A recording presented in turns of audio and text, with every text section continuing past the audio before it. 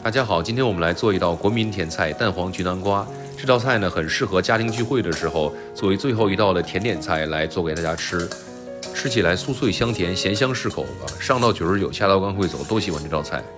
这道菜从选材、刀工、油温、火候都是有很多的技术要点和翻车点的，希望今天能给大家一次讲清楚。粤菜里面肯定是有蛋黄焗南瓜这道菜嘛，淮扬菜里呢，扬州因为有这个高邮湖嘛，高邮湖的咸鸭蛋很有名，所以也做这道菜。川菜里也有蛋黄焗这种技法嘛，比较有名的就是金沙玉米嘛。总而言之呢，只要是有咸鸭蛋的地方呢，可能都会做这道菜。这个菜第一个要点呢，就是咸蛋黄的选择。你当然可以买这种做好的咸蛋黄酱嘛，也可以直接炒，很方便。但是它的这个咸香感肯定是不如这个咸鸭蛋黄的。我一般来讲就选这种生的咸鸭蛋黄来做，因为它的出品比较可靠。你可以用那种咸鸭蛋里的黄把它抠出来，但是那种呢，就是每一批次的它的产品质量是不一样的。出油的就很好炒，不出油的呢，有的怎么炒它也不冒泡，就很难有一个稳定的发挥。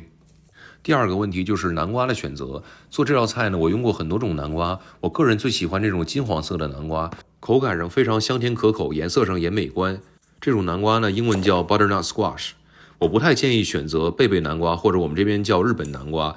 贝贝南瓜的好处是它很糯，但是它吃起来呢有一点面，有一点糊嘴，所以并不太适合这道菜。我们在给南瓜削皮的时候呢，因为这个皮比较厚，用刮皮器可能刮不动，所以我们可能会用到菜刀，所以在刮皮的时候一定要小心。因为南瓜是空心的，所以我们把这个四周先给它切下来。我们再把南瓜切成大致长度体积相等的小方块。我们不需要切的特别的规则，因为人家饭店切的特别规则呢，是因为人家的边角料可以作为打成南瓜泥，但是我们在家里呢就没有必要那样浪费了。我们先给南瓜汆一道水，大概在水开之后浸煮1分钟就可以了。为的是让南瓜里边方便成熟，也让在下一步拍干粉的时候更好挂上干粉。我们拍干粉呢，还是和上次一样，最好选择玉米淀粉，因为玉米淀粉呢，首先非常好买，也非常便宜，再其次呢，它非常酥脆，而且最重要的是它在下锅之后不容易粘连。比如说红薯淀粉或者番薯淀粉也非常酥脆，但是这些淀粉下锅之后非常容易粘连，粘连之后呢，如果一搅散，反而容易把这个糊给拖下去，这样反而就不酥脆了。和风味茄子不一样的，这个蛋黄焗南瓜呢，它不需要特别的酥脆，它只需要一个硬壳，让这个蛋黄挂上去就好了。所以我们不需要反复的加水来拍淀粉，我们只要第一次呢把这个淀粉抖匀，不再粘连就好了。在南瓜下锅的时候呢，我们用手把它一个一个的下锅，大概油温在180度左右。因为是干粉嘛，所以我们要下锅的时候油温高一点，让干粉迅速的定型。但在下锅之后呢，自然的话就降到了5成油温150度。大概油温保持在5成油温，请炸2-3分钟，根据自己家的火候把它炸到8成熟就好了。在炸制过程中呢，可以简单的晃一晃锅，但是不要非常使劲的去搅它，因为这样的话会让这个淀粉脱糊。第二次复炸呢，是为了让表面炸酥炸焦，达到外焦里嫩的效果，所以油温要高一点，烧到大概200度。炸至20-30秒，表面金黄酥脆，有微微的焦圈，就可以把它捞出来了。这个时候呢，要千万注意火候，不要炸过了。因为在后边如果炸过了的话，在颠勺的时候会摔得稀巴烂，就没法吃了这道菜。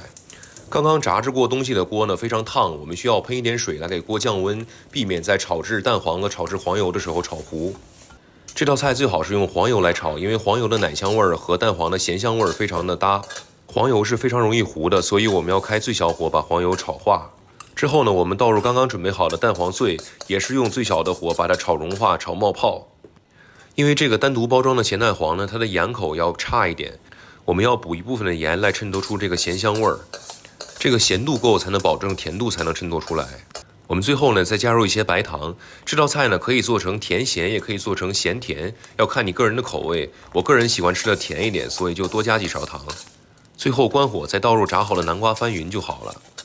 随着锅内的翻动，温度会降低，冒泡的咸蛋黄就会变成固体，着浮在炸好的南瓜上。这个就是我们说的翻沙，表面上会有一部分沙沙的口感，和南瓜的酥壳相辅相成，口感非常理想。这个时候我们就把它盛到盘子里，就可以出菜了。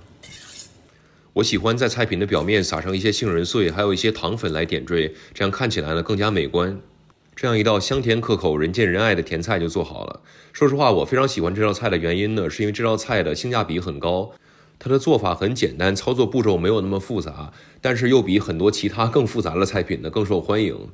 像我们之后可能还会做脆皮鲜奶，那脆皮鲜奶的制作复杂程度可能比这个菜难10倍，但是你出来的受欢迎程度其实可能是差不多的。我们来试吃一下，首先扑面而来的是蛋黄的咸香，这个要比用蛋黄酱炒了要香的非常非常多。这个咸甜口拿的也很准，这个咸正好能衬托出这个甜。